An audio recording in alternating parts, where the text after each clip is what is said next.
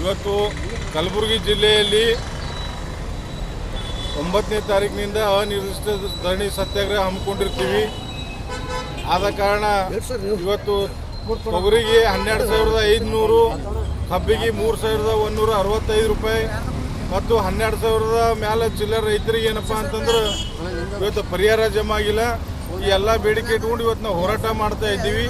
ನಮ್ಮ ಹೋರಾಟಕ್ಕೆ republic of ಪಾರ್ಟಿಯವರು ಇವತ್ತು ನಮಗೆ ಸಪೋರ್ಟ್ ಮಾಡಿ ಬೆಂಬಲ ಕೊಟ್ಟು ಅವರು ನಮ್ಮ ಜೊತೆ ಹೋರಾಟ ಕುಂತಾರೆ. ಅವ್ರಿಗೆ ನಾವು ಧನ್ಯವಾದ ಹೇಳ್ತೀವಿ.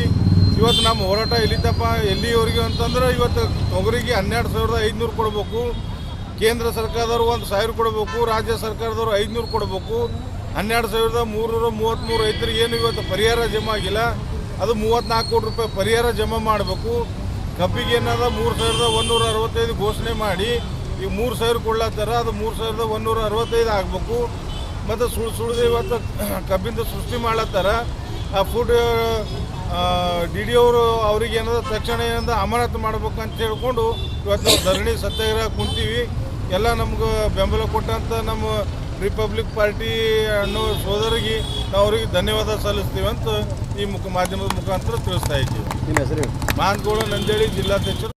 ಮಾತಾಡ್ತೀರಿ, ಫೋಟೋ ತಗೋತೀರಿ, ಬರ್ತೀರಿ. ಇದನ್ನ ರಾಜಕೀಯ ವಿಷಯ ತಿಳ್ಕೊಂಡ್ಬಿಟ್ಟಿರಿ. ಇದು ರಾಜಕಾರಣಿಗಳು ಅರ್ಥ ಮಾಡ್ಕೋಬೇಕು.